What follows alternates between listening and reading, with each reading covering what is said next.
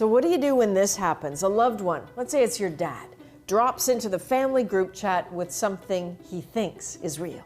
So what do you do with this? Do you ignore it? Do you call him out, saying how ridiculous you think this is? If you do that to your dad, you've actually shamed him. Conspiracies can be just as infectious, just as dangerous as a virus, so you have to guard against them.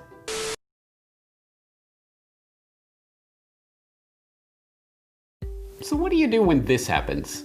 A loved one, say your dad, drops into the family group chat with something that he thinks is real.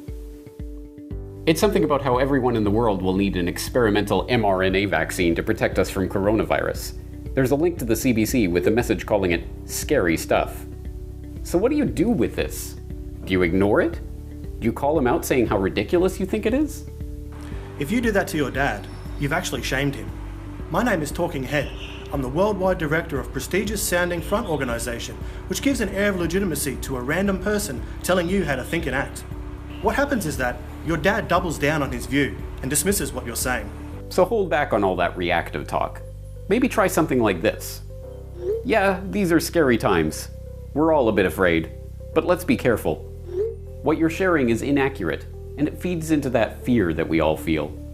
Everybody's anxiety is so heightened right now. People are sharing this stuff not for any malicious reasons, but because they're scared too. Sending more context could be a good move, but don't drown them in evidence. Maybe try sending an article from a legitimate source, including credible scientists, on why an mRNA vaccine is experimental, untested, unproven technology that will change you at the genomic level, and that the only vaccine ever developed against coronavirus actually made people more susceptible to infection.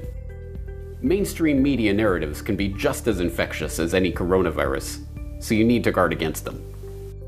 It's very easy just to mute your crazy MSM-believing friend on TwitBookgram, or to leave a TickSnap group where people are sharing establishment propaganda.